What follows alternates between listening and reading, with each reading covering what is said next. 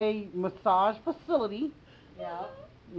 so and that was much better. Actually, it wasn't until I moved to LA and I started, getting massages there because the jobs were just so stressful, Mhm. so I started regularly getting them. I lived in North Hollywood and there was a massage place. How old were you when you moved to LA? I was 27. Okay, so you've been here 3 years. Okay. Yeah, I've been here a year and a half. Uh-huh. But yeah, the first I moved here twice though. I left and I went back to the East Coast. Then I moved back to Maryland where I grew up. Then I moved to New York City because I wanted to do a year of comedy there. And woo! I mean, I'm glad I did it. I wouldn't change anything. But that is a comedy town and a 24-hour town. I've never been somewhere with 3 in the morning on a Wednesday. You're standing on a platform with like 400 people. That's Yeah. insane. Yeah, I New would, York's intense. I would thrive off of that though, especially except for the people. Like I don't like people. I don't like crowds, but I would thrive off of the 3 a.m. We're doing shit. Yeah, where are we Mhm. going? I mean, oh my gosh, it's a very unique place to me because I grew up more suburban. You get in your car, you go, Uh huh. just that. And this was before Uber and Lyft. I probably would have a better time now because I would never get on the subway. I just Uber and Lyft everywhere. But the first night I got there, after I dropped my things off at my place, I went to just explore, and it was the funniest thing because everybody was like same sex couples. So they had like, two guys, one would have his hand in the other guy's back pocket, or two women would be kissing. I said, "Ooh, New York is very gay." I had no idea there was gay pride going No on. shit. I just thought everybody was in the same sex relationship. I didn't know it was a parade happening. So the next day I saw the news. I said, "Oh, okay." No wonder all the plays are about gay people in New York. I know, like, no wonder everybody's kissing. I just thought that everybody was gay in New York. I didn't know it was my first night. Were you Girl, in New the York is the village? new San Francisco. Yeah. Yeah, I wasn't even in the village. I was just walking around, and I was It's like, in Times "Oh, Square. yeah." I was like, "Oh, okay, okay." And then I saw the news, and I said, "Oh, I'm just such an idiot."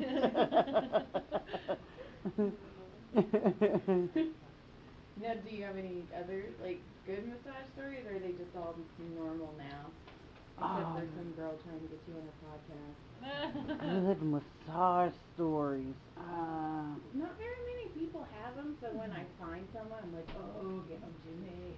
Yeah, I mean, there's so many different kinds of massages. Uh-huh. Like, I like the one you do. This is excellent. Yeah. And I also like the water massages. Yes, those are good. Yeah, so I took my father came to visit, so I took him to one of the ones where you can get it's called a hunter's retreat, where it's like your body is in a car wash during the Uh-huh. massage. And so I couldn't wait to hear what my father thought about it because he's an extreme alpha male. Okay. So I said, "So, Dad, how'd you like it?" He said, "I've never been this clean."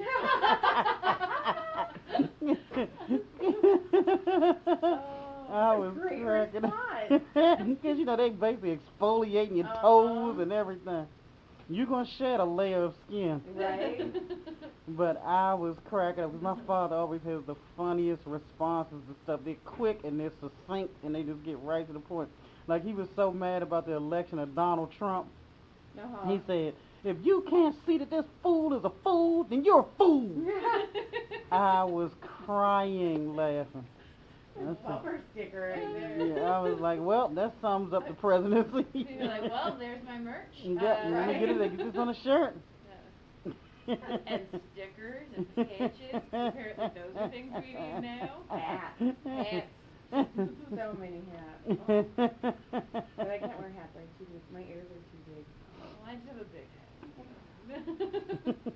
You know, Caleb, my middle son, his head is so big that when he was in the hospital, they couldn't find a beanie to put on him.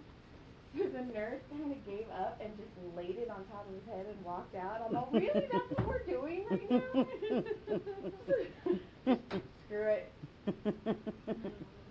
Now, what do you do to relax? Like, do you have certain things that you do, or you just constantly go? I'm trying to be less go, so I've been listening to books on tape lately. Okay. So I've been doing that.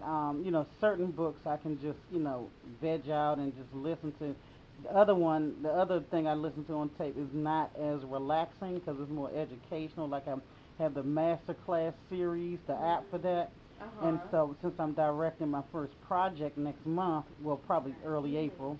Thank you. I've been listening to all the directors' master classes from Oh, I love that. Ron Howard to Spike Lee to Martin Scorsese.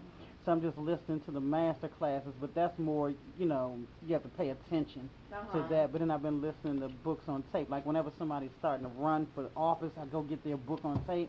Yeah. So I'm listening to the Kamala Harris one right now. Okay. So, so just a lot more listening than reading Uh-huh. these days, really, because I don't have the time to hold a book and read it. I get it. So a lot of times when I'm listening to something on tape, I'm in the car. Uh-huh. So, Do you find yeah. that you like people's stories, or do you listen to like fictions as well? it's a good question. I think it's a combination of both. And everything doesn't stick with me right away. Like everybody's like, you have to get that book, something about blood and bone that everybody was talking about, and I ordered it, and I was listening to it, and it didn't catch, like I felt like I was forcing, not to say it's a bad book, but I was forcing myself to continue to listen. Uh-huh. So what I find that I like more now is more nonfiction, the Fire and Fury and Donald Trump, that kind of stuff. Yeah. I think things that really matter are the things that have my attention now, but it might change at some point. Right. Yeah. And it also goes with the narrators too. There's a couple times I'm like, you need to stop talking through your nose. Stop talking through your nose. And people probably think I'm crazy in the car because I'm yelling like, why are you talking? Like, stop. Talk like a human. Yes, you're right. Fry, what are you doing? No. But I like it when the author is the narrator. I agree. Like two books, comedy books that I listened to in the last year that had me cracking up was the first book that I thought I would never hear anything funnier was Jennifer Lewis's book called The Mother of Black Hollywood. Uh-huh. I laughed, and she read it herself, which is great because she's theatrical. Uh-huh. So she takes you on a journey with her. I almost ran into a tree laughing. So I thought I'd never find a book funny. And right after I finished hers, I listened to Kevin Hart's book. I Can't Make This Stuff Up. Uh-huh. Oh my goodness. That book was so funny. It's about his upbringing.